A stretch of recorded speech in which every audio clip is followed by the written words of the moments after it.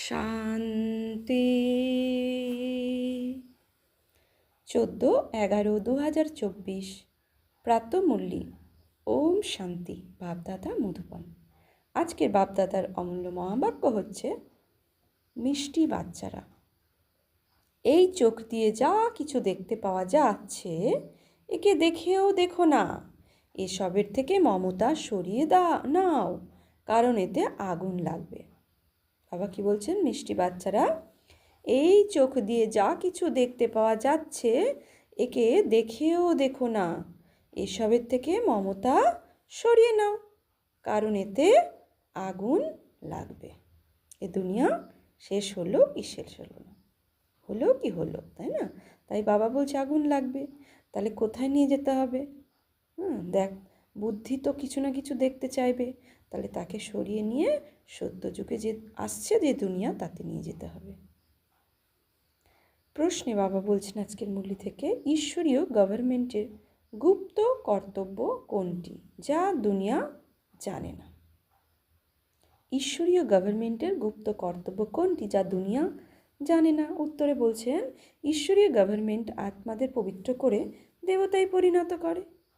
এটা হলো খুবই গুপ্ত কর্তব্য, যেটা মানুষ বুঝতে পারে না। যখন মানুষ দেবতা হয় তখন তো নরকবাসী থেকে স্বর্গবাসী হতে পারে। মানুষের সমস্ত ক্যারেক্টার বিকার খারাপ করে দিয়েছে। তোমরা এখন সবাইকে শ্রেষ্ঠ ক্যারেক্টারের বিশিষ্ট বানানোর সেবা করছো। এটাই হলো তোমাদের মুখ্য কর্তব্য। ওম শান্তি। যখন ওম শান্তি বলা হয় তখন নিজের স্বধর্ম আর নিজের গৃহ স্মরণে আসে। ওম শান্তি অর্থাৎ অহম আত্মা শান্ত। তোমার স্বধর্ম শান্ত। ওম শান্তি বলার সাথে সাথে বাবা বোঝাচ্ছে শুধু শব্দ মুখ দিয়ে বললে হবে না, তার সাথে ভিজন তৈরি করতে হবে যে আমি শান্ত স্বরূপ আত্মা। ওম শান্তি অর্থাৎ আমি আত্মা শান্ত স্বরূপে আমার স্বধর্ম। আর কি স্মরণে আসো? শান্ত স্বরূপ অর্থাৎ আমার নিজ গৃহ পরম ধাম স্মরণে আসে। তাহলে শুধু ওম শান্তি বললে হবে না, ওম শান্তি বলার সাথে সাথে আমার স্বধর্ম শান্ত স্বরূপ আর পরম ধাম ইয়াদে আসে। তবে গৃহ তো বসে পড়ে না, বলছে, তবে গৃহে তো বসে পড়ে না। আবার বাচ্চা বলে তো অবশ্যই স্বর্গের উত্তরাধিকার স্মরণে আসবে। ওম শান্তি উচ্চারণেও সমগ্র জ্ঞান বুদ্ধিতে এসে যায়। আমি আত্মা হলাম শান্ত স্বরূপ, শান্তির সাগর বাবার সন্তান। তো বাবা ওম শান্তির অর্থ বোঝাচ্ছেন আজকে, যে শুধু ওম শান্তি বলতে হবে না, ওম শান্তির সাথে সাথে কি কি ফিল করতে হবে, ভিজন তৈরি করতে হবে। তো বাবার বাচ্চারা হলো তো সব অবশ্যই স্বর্গের উত্তরাধিকার স্মরণ আসবে। তো ওম শান্তি উচ্চারণেও সমগ্র জ্ঞান বুদ্ধি এসে যায়। আমি আত্মা হলাম শান্ত স্বরূপ, শান্তির সাগর বাবার সন্তান।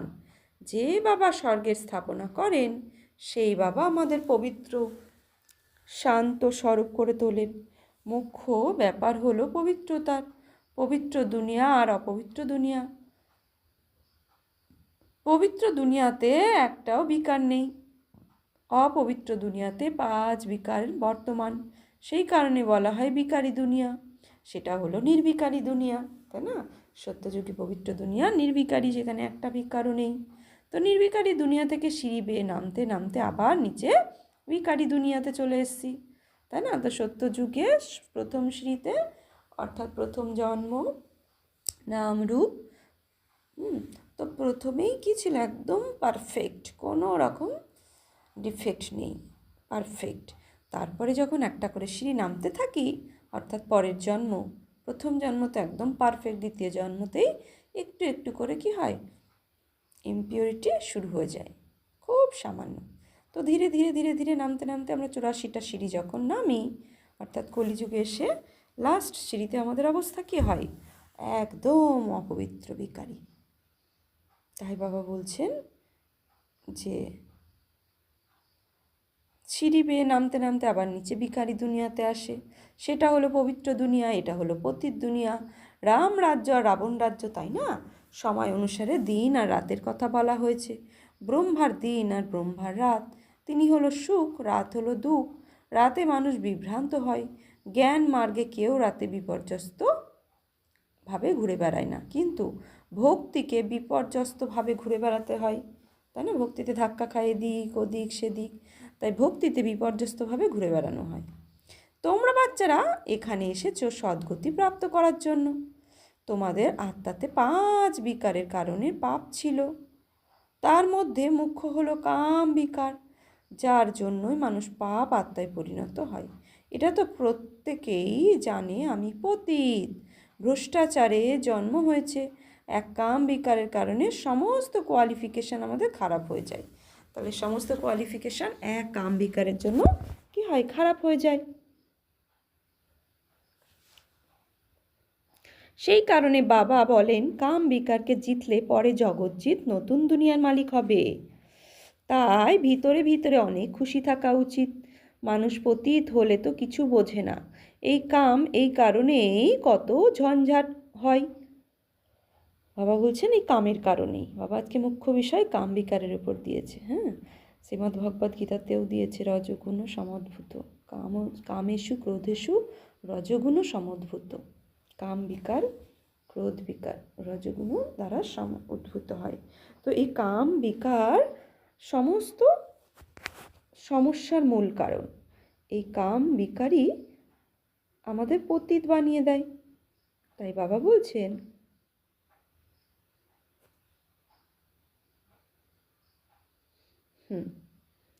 কারণ সকলেই হলো পাপ আত্মা, তাই না? এই সময় দুনিয়াতে তো যার জন্য মানুষ পাপ আত্মায় পরিণত হয়। কার জন্য? মুখ্য হলো কাম বিকার। এটা তো প্রত্যেকেই জানে, আমি পতিত, ভ্রষ্টাচারে জন্ম হয়েছে। এক কাম বিকারের কারণে সমস্ত কোয়ালিফিকেশনও খারাপ হয়েছে। তো এই কাম বিকারকে জিতলেই জগৎজিৎ নতুন দুনিয়ার মালিক হবে। তাই ভিতরে ভিতরে অনেক খুশি থাকা উচিত। মানুষ পতিত হলে তো কিছু বোঝে না। এই কারণেই কত ঝঞ্ঝাট হয়, কত অশান্তি হাহাকার হয়। তো এই সময় দুনিয়াতে হাহাকার কেন?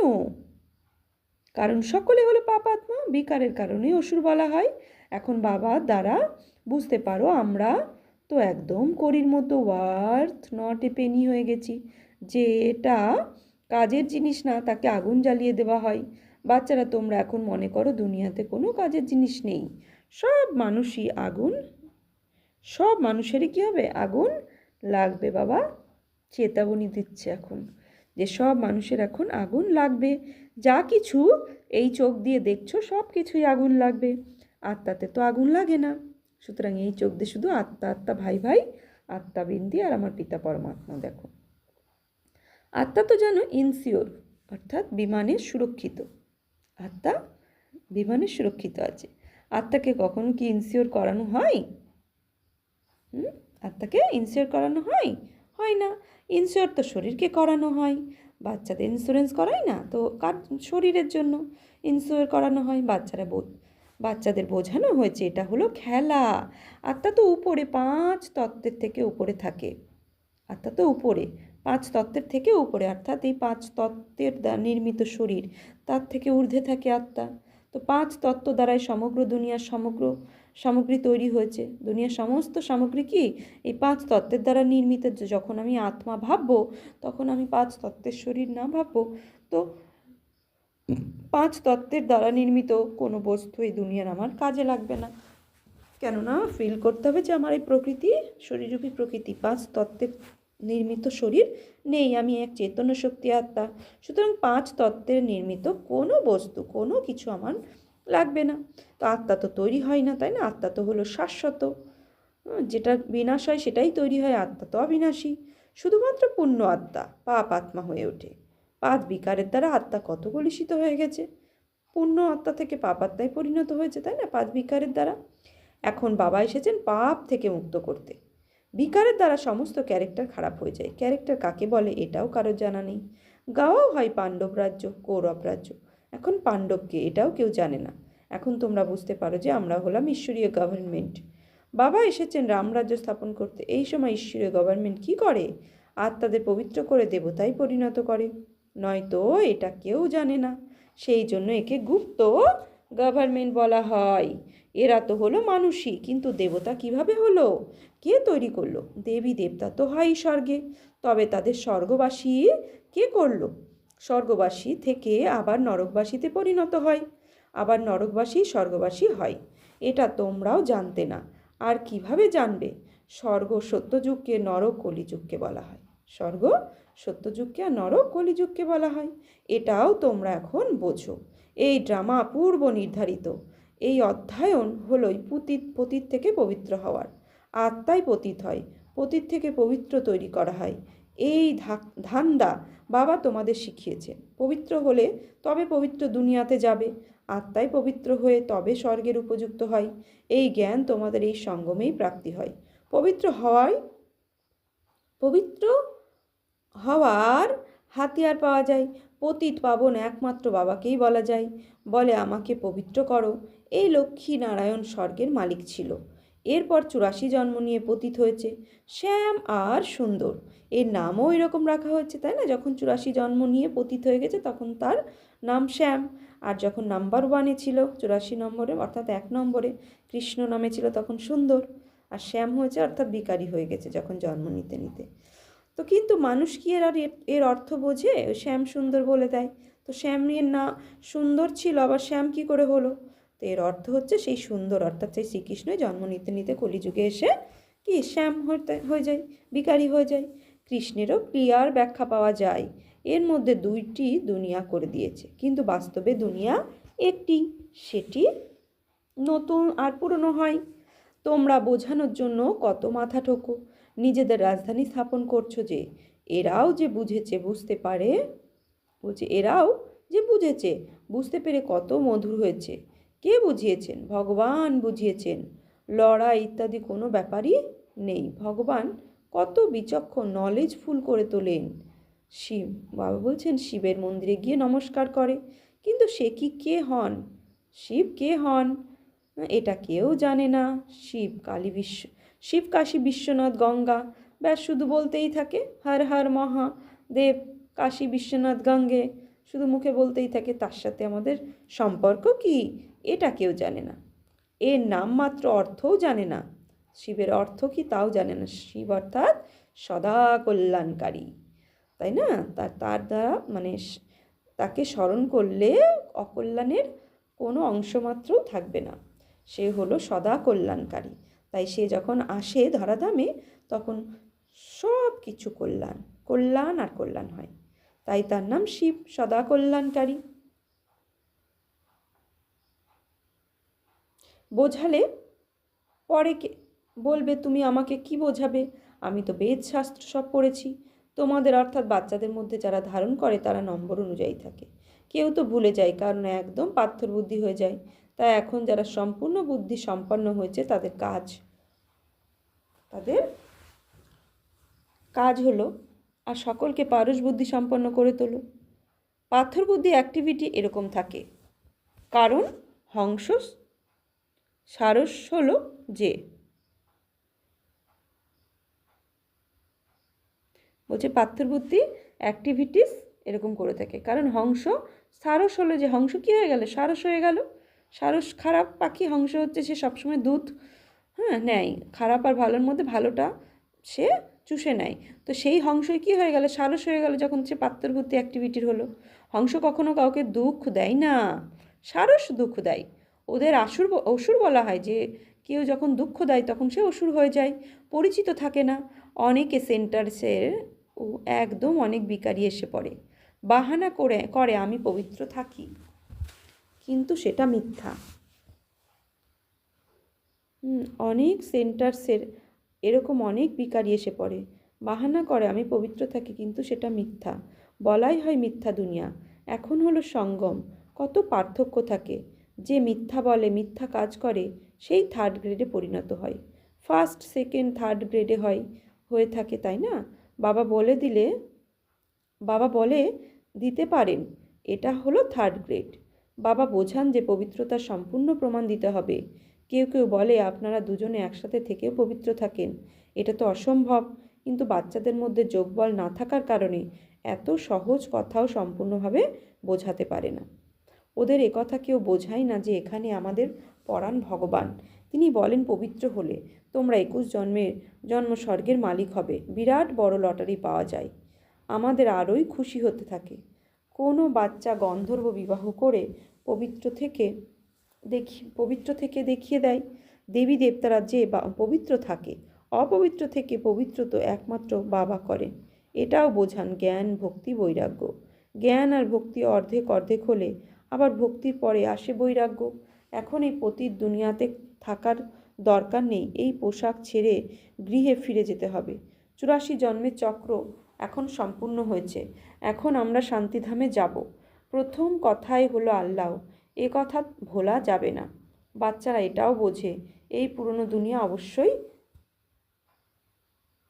সমাপ্ত হবে। বাবা নতুন দুনিয়া স্থাপন করেন। বাবা অনেকবার নতুন দুনিয়া স্থাপন করতে এসেছেন। এরপর নরকের বিনাশ হয়ে যায়। নরক কত বড়, স্বর্গ কত ছোট। নূতন দুনিয়াতে হলো এক ধর্ম। এখানে তো অনেক রকম ধর্ম আছে। লেখাও হয়েছে শঙ্করের দ্বারা বিনাশ।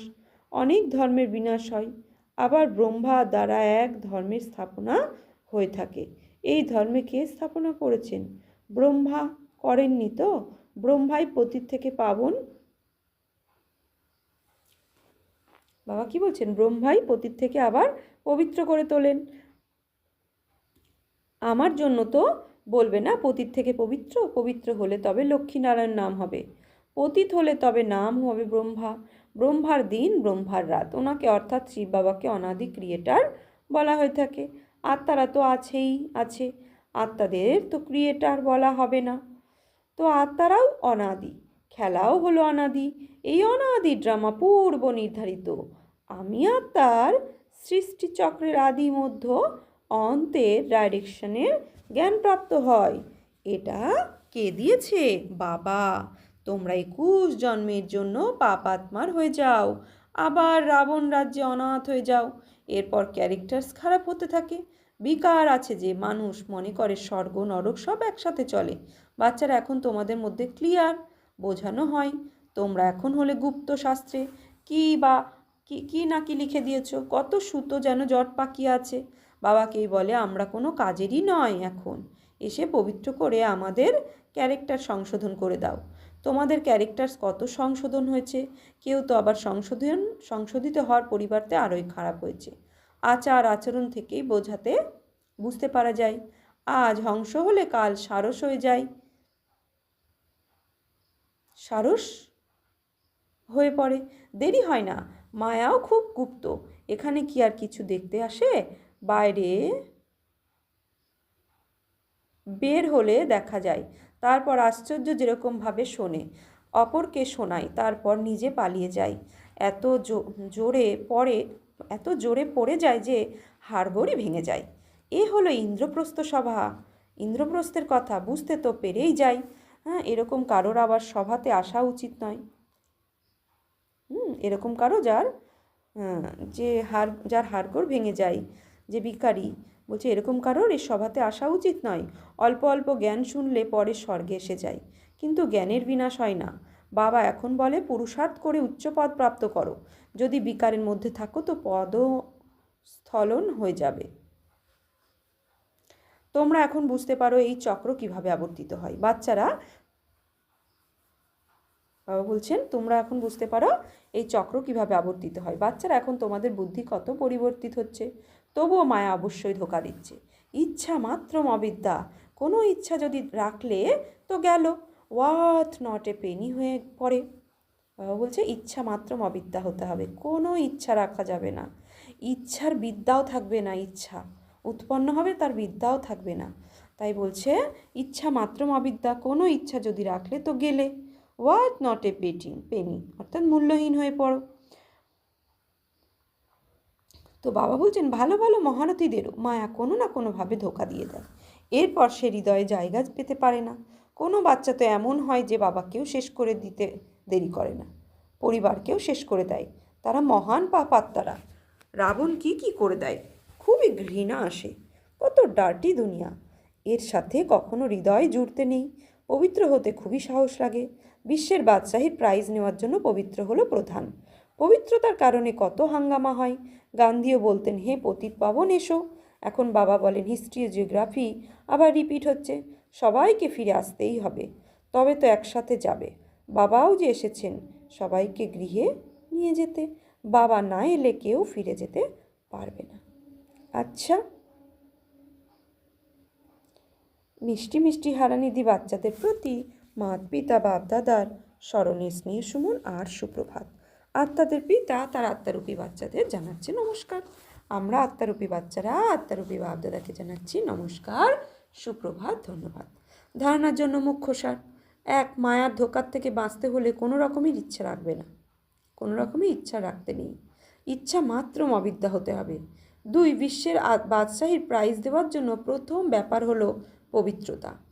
বিশ্বের বাদশাহীর প্রাইজ নেওয়ার জন্য প্রথম ব্যাপার হলো পবিত্রতা, সেই জন্য পবিত্র হওয়ার সাহস ধরে রাখতে হবে। নিজের ক্যারেক্টার সংশোধন করতে হবে। বরদান: সদা স্মরণের ছত্রছায়ার নিচে মর্যাদার রেখার ভেতরে থেকে মায়াজিৎ বিজয়ী ভব। সদা স্মরণের ছত্রছায়ার নিচে মর্যাদায় রেখার ভেতরে থেকে মায়াজিৎ বিজয়ী ভব। বাবার স্মরণেই হলো ছত্রছায়া, ছত্রছায়াতে থাকা অর্থাৎ মায়াজিৎ বিজয়ী হওয়া। সদা স্মরণের ছত্রছায়ার নিচে আর মর্যাদা রেখার মধ্যে থাকো তো কারোর সাহস নেই ভিতরে যাওয়ার, তাই না? ও মর্যাদা আর ছত্রছায়া আমাদের কি প্রাচীর, আমাদের শরীরের চারিপাশে প্রাচীর তৈরি করবে, যে কারোরই সাহস থাকবে না তার ভিতরে যাওয়ার। মর্যাদা রেখার বাইরে বের হও, তাই মায়া নিজের বানানোর জন্য হুঁশিয়ার থাকে। কিন্তু আমি অনেকবার বিজয়ী হয়েছি, বিজয়মালা হলো আমাদেরই স্মারণিক। এই স্মৃতিতে সদা সমর্থ থাকো, তাহলে মায়ার কাছে পরাজিত হবে না। স্লোগান: সর্ব খাজানাকে নিজের মধ্যে সমাহিত করে নাও, তাহলে সম্পন্নতার অনুভব হতে থাকবে। স্লোগানে বাবা বলছেন সর্ব খাজানাকে নিজের মধ্যে সমাহিত করে নাও, তাহলে সম্পন্নতার অনুভব হতে থাকবে। আচ্ছা, আজকে সমান নেব ওম শান্তি। আজকে সমান নেব আমি মায়াজিৎ বিজয়ী আত্মা ভব, আমি মায়াজিৎ বিজয়ী আত্মা ভব, আমি মায়াজিৎ বিজয়ী আত্মা ভব। ওম শান্তি।